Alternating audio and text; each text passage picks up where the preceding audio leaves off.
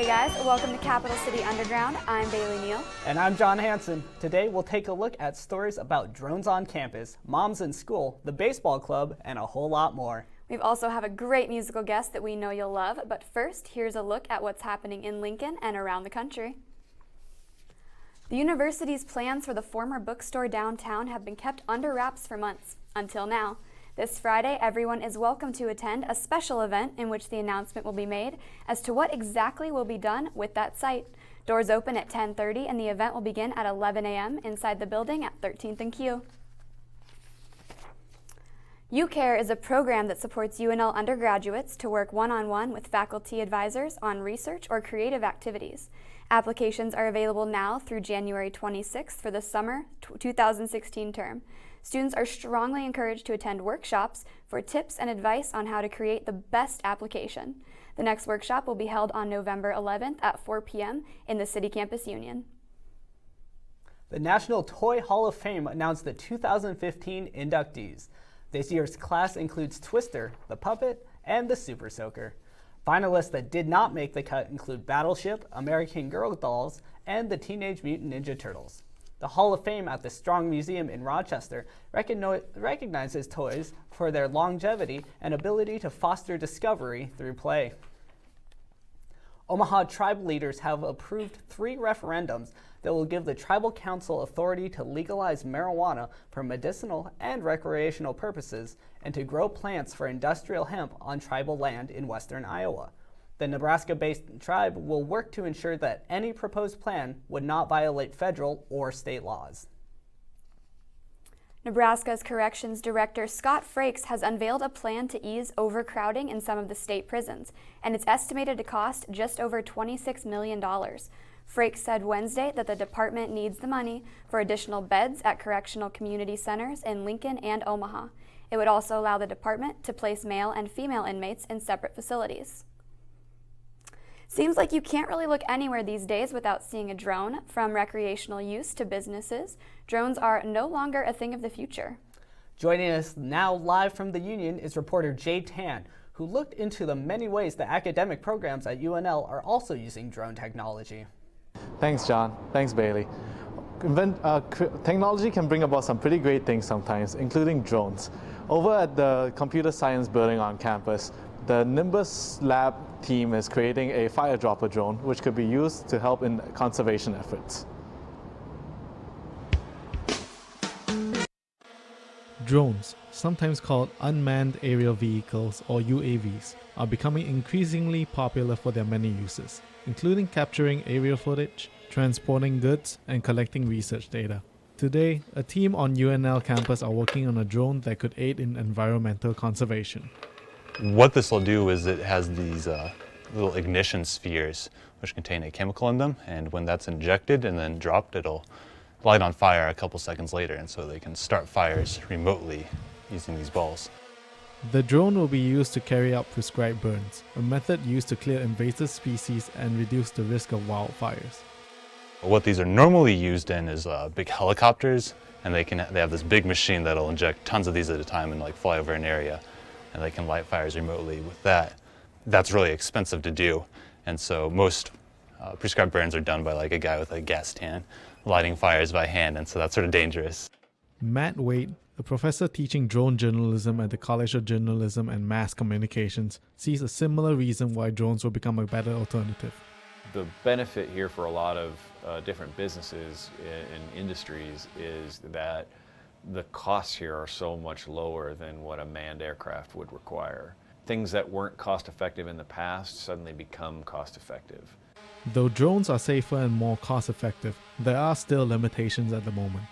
The real key limitation of drone technology right now, particularly the smaller versions that are battery powered, is the amount of power you can lift in the air, how much it weighs, and how long it'll keep it flying.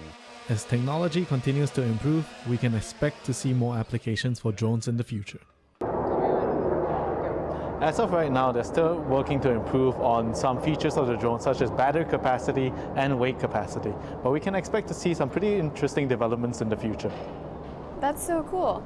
Jay, besides what we just saw, what other drone projects are students working on at the university?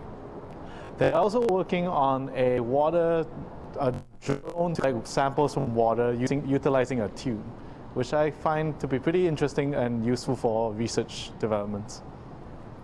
Jay, did you get to fly one of them yourself? As much as I would like to know, unfortunately you need a license to be able to operate one of those things for safety concerns and the obvious safety concerns. Thanks, Jay. That is really cool how the university is letting students have firsthand experience, with these drones. It's some really high technology, and it's really great what the university is doing. It's so cool. There's a new journalism class that's starting next semester about it. I wish I would be around for that, but too bad. A sentence date has been set for a Philadelphia woman who admitted she kept mentally disabled adults locked up for their disability checks. To avoid a possible death sentence, Linda Weston pleaded guilty in September to all 196 criminal offenses against her. Weston was arrested in October 2011 when a landlord found 4 adults locked in a boiler room and called police. U.S. intelligence officials say there is a possibility that ISIS planted a bomb on the Russian plane that crashed over the Sinai Desert on Saturday. All 224 people on the plane were killed when the passenger jet broke apart in midair. The plane left from a resort in Egypt and was en route to St. Petersburg, Russia. Evidence suggests that an airport official in Egypt may have played a role in getting the bomb on board. The investigation remains active. A missing Alabama child has been found 13 years after he was abducted. Julian Hernandez, now 18, was found living with his father in Ohio. Hernandez went missing in 2002 after his dad left a note saying he had taken his son. Authorities say it's unlikely that Hernandez knew he was even listed as missing. He was found when he tried to apply to college. The father will likely face charges in Alabama.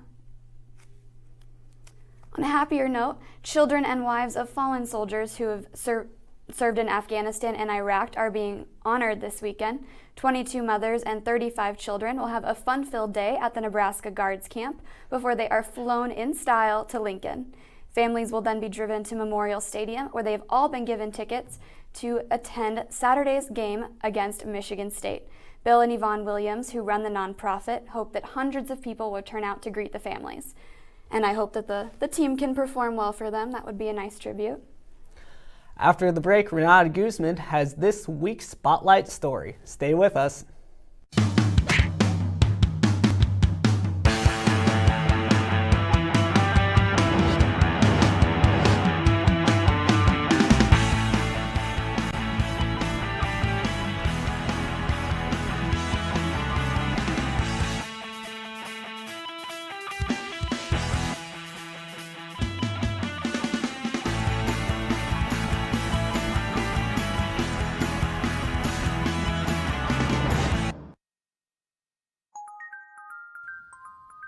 At the University of Nebraska College of Journalism and Mass Communications, you can start here and go anywhere.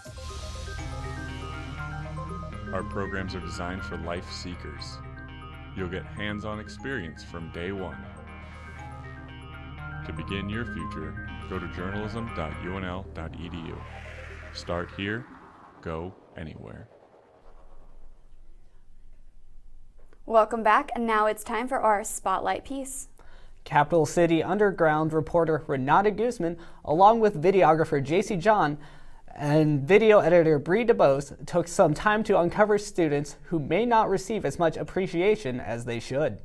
Over 26% of all undergraduate students are raising dependent children. Women make up 71% of that. They work, go to school, and raise their children. Safe to say they are a superwoman of our generation. Morgan Wilkinson, a 23-year-old student parent at the University of Nebraska-Lincoln, says it isn't easy.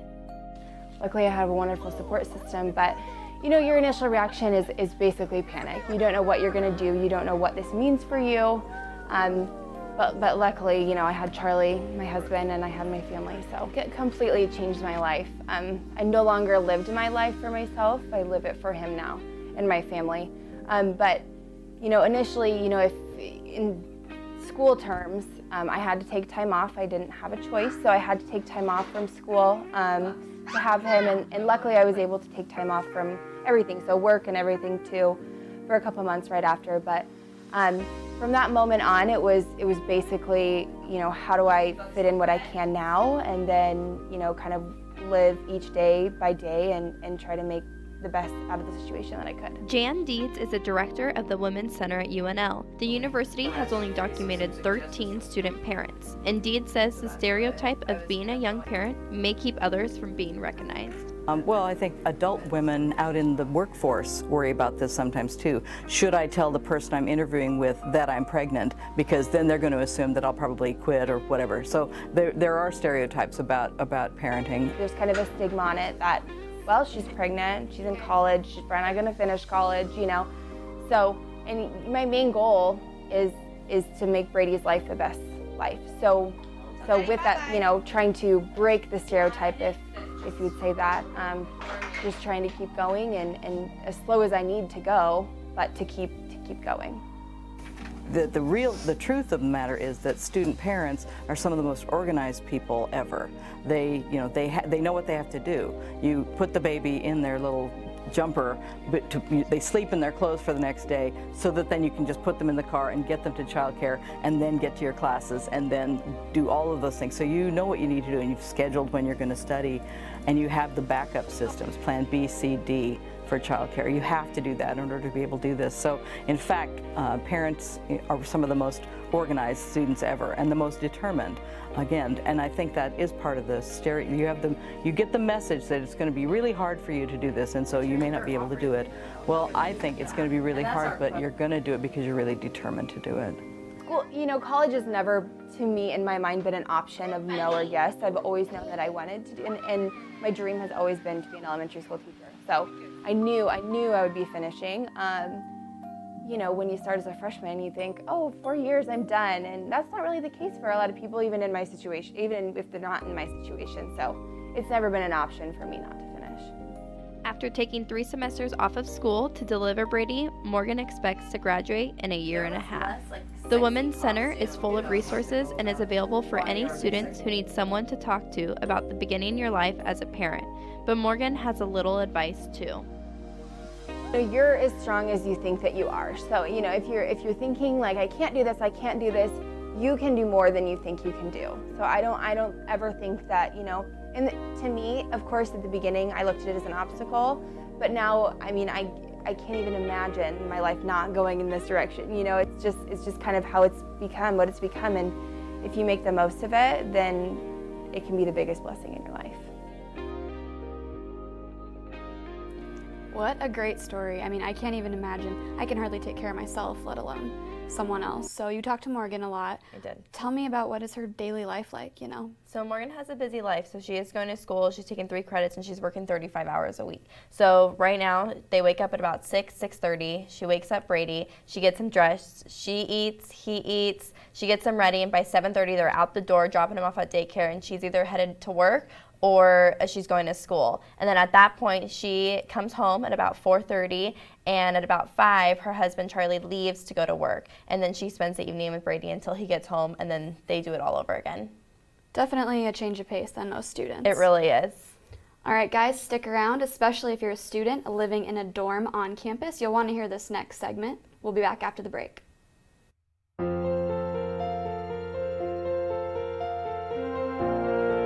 Picture yourself in a masterpiece building, surrounded by the work of great American masters.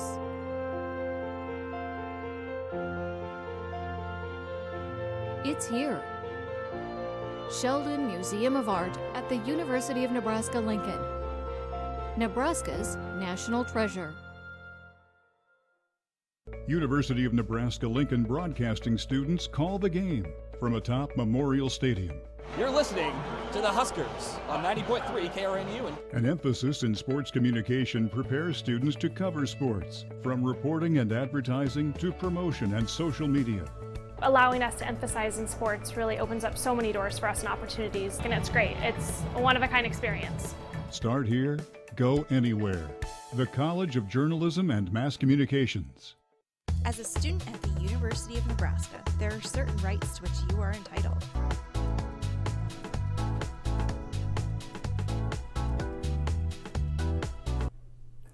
Living on campus sure is convenient, but it comes with its own set of rules. Here's reporter Joy Carey with more about your rights and resources in the dorms. Last year, more than 6,600 students lived in the UNL residence halls. That's a lot of housing contracts, but student rights in the dorms are a bit different than a regular apartment. You know, they have every right to live in their free space, but they also need to understand that they are living under the university's roof. One of the best ways for you to know what rights you do and don't have in the dorms is to read the entire housing contract that you signed at the beginning of the year. You can look it up online on your phone. It has some pretty interesting specifics, like the fact that burning a candle in the dorms is forbidden, and you could be charged up to $400 if you break your housing contract. One thing that students are always interested in when it comes to dorm rights is when are they allowed to say no to a search? According to the Assistant Director of Residence Life, it's pretty specific. The police have to get a search warrant to get into the room. Now, saying that, and usually it happens in the marijuana cases, they'll say, no, we're not going to let you search. Well, then the police pull them out of the room and make them sit in the hallway. They do get a search warrant, and then they go in and they search the room. Zaborowski says many student problems on campus are simply the result of students not using their resources. There is an enormous amount of resources on this campus. I just think that for most students, they don't realize it's out there, and they're confused as to who to ask. And Zaborowski says in the halls, RAs are the first line of defense. We spend a lot of time training RAs about resources and ways to help students. And I think if students would, as they're experiencing difficulty, go to their RA first, maybe some of the difficulty they're facing wouldn't have to be as bad if they would just ask for help. With videographer Connor Dunn, I'm Joy Carey. Thanks, Joy. There are some pretty interesting things in that housing contract, like the fact that you're not allowed to play drums or electric guitar in the dorms because of the noise. I can see that one. But here's something that's positive. Now students with a meal plan have 3 free guest meals a semester. So that's kind of new. That's really cool. I didn't know that. Maybe I'll have to make friends with someone who has a meal plan. I sure want to. All right, guys, it's been an absolutely gorgeous out lately. Let's go to Cody and Audra up in our weather studio to see just how long this nice weather is going to last. With the Capital City Underground Weather Team, Cody, Audra, and Jake update Lincoln with your latest weather information. From the storms to the studio, let's take a look at this week's forecast. Good evening, Lincoln. I'm Audra Moore with your Capital City Underground Weather. Even though it has been unseasonably warm this week, it is Winter Weather Preparedness Week. We'll take a look at a list of things you should have in your home in case you're stuck. Some things people don't think of are your medications. Make sure instead of letting those close to run out, you should have at least 7 days worth at home and on hand at all times. Also, don't forget about your pets. If you're stuck in your car out in the snow, there are also some things you should have in your car, similar to what you should have in your house: food, water, flashlight, first aid kit. Also though, don't forget to have your jumper cables on hand. It's getting colder, and in the mornings those cars sometimes don't want to start right away. But, you know, these things we can do to be ready for that. Anyway, now maybe it's snowing throughout the U.S. and maybe close to home. Cody Carlin will have that information for you coming up.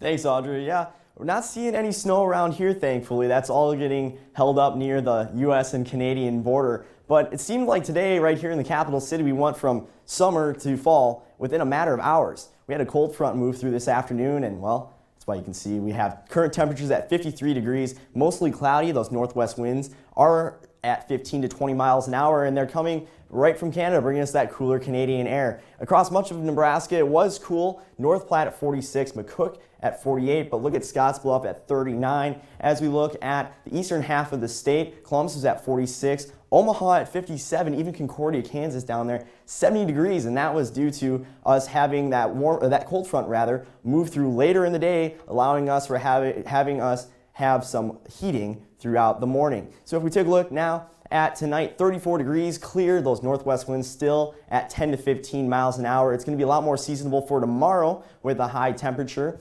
of 58 degrees. There it is.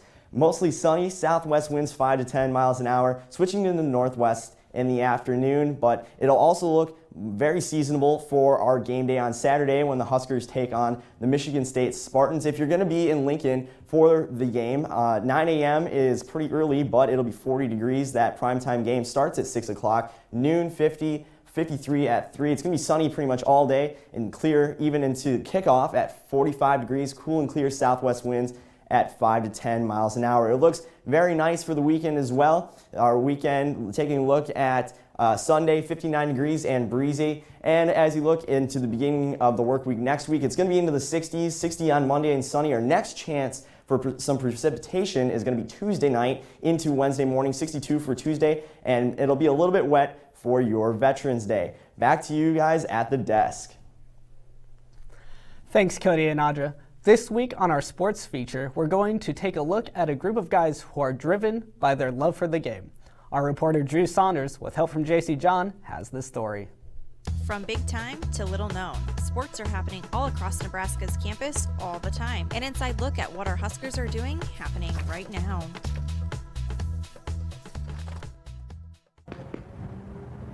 Although UNL's club baseball team is different than Nebraska's Division I team, they still have the same drive and love for the game. I'm a junior at University of Nebraska-Lincoln, and I pitch. So what that pretty much means is I'll have the ball every single play to begin. And so it's a very important role. I take pride in that, just trying to be a leader on the field, because a pitcher is a pretty important position. For most of the players, baseball has always been a big part of their lives. It's in my blood. Dad loved it. Me and my brother, he got us to love it. And once you play it for the first time, you get hooked and you continue to play it until right now. The MLB season just wrapped up, but the players told us which teams they were rooting for. Mets, Blue Jays, Cardinals. The Royals is my favorite team, so I was very excited when they won the World Series.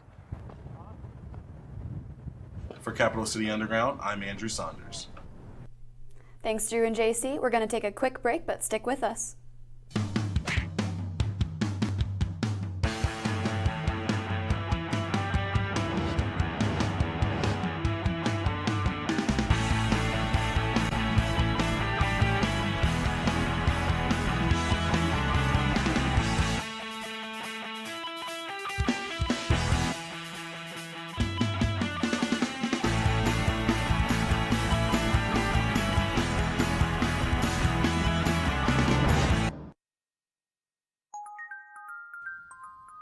At the University of Nebraska College of Journalism and Mass Communications, you can start here and go anywhere. Our programs are designed for life seekers. You'll get hands-on experience from day one. To begin your future, go to journalism.unl.edu. Start here, go anywhere.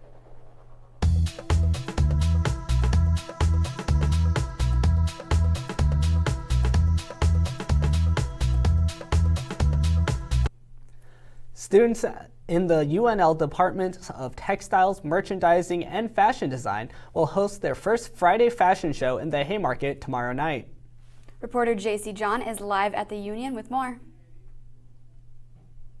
Thanks, guys. So the TMFD students will be showcasing their fashion pieces tomorrow night on live models in the public market in the rail yard. So let's take a sneak peek at some of the clips from last year's fashion show.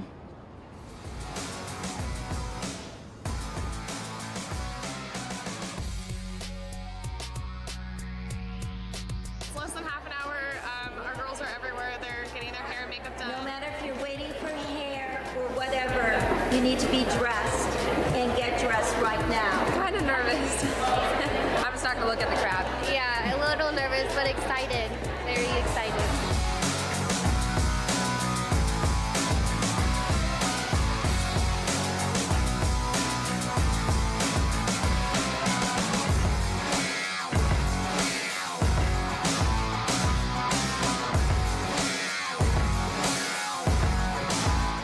Tomorrow's first Friday fashion show will start at 7 p.m. in the Haymarket. Now let's go to the studio where singer-songwriter Michael Allen stopped by to perform for us. Here's a look at one of his original songs.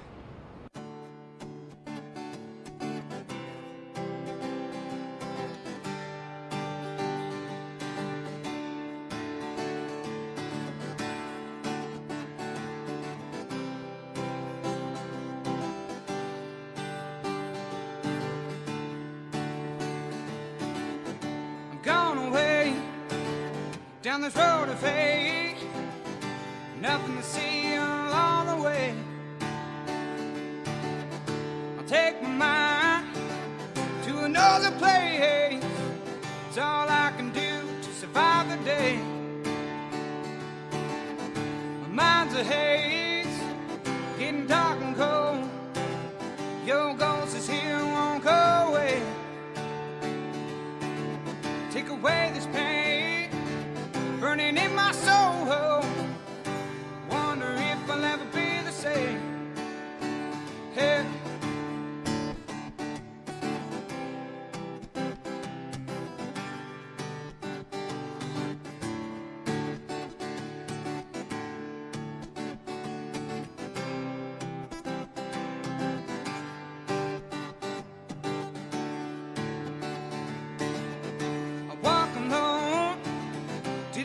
other side.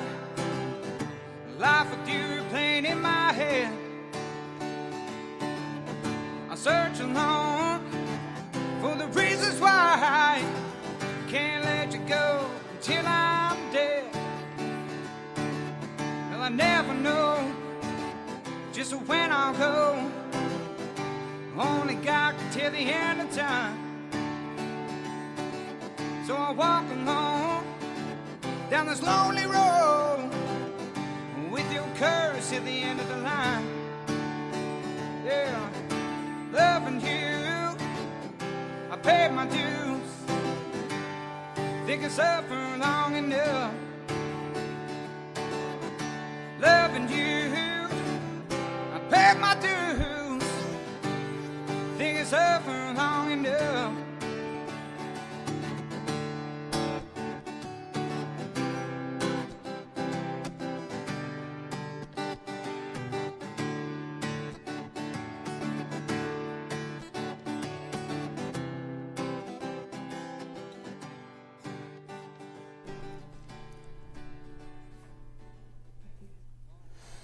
Wow, he was great. I got to be in the studio while we were recording and doing the whole production, and he was just an amazing talent. It seems like it. He's actually one of our very own videographers' twin brother, but he likes to be on camera more than Joey does, obviously. Just a little more. But no, he truly was amazing. Guys, that's all we have for this week. Thanks for watching Capital City Underground. I'm Bailey Neal. We'll see you next week. Same place, same time. And I'm John Hansen. Have a good night, Lincoln.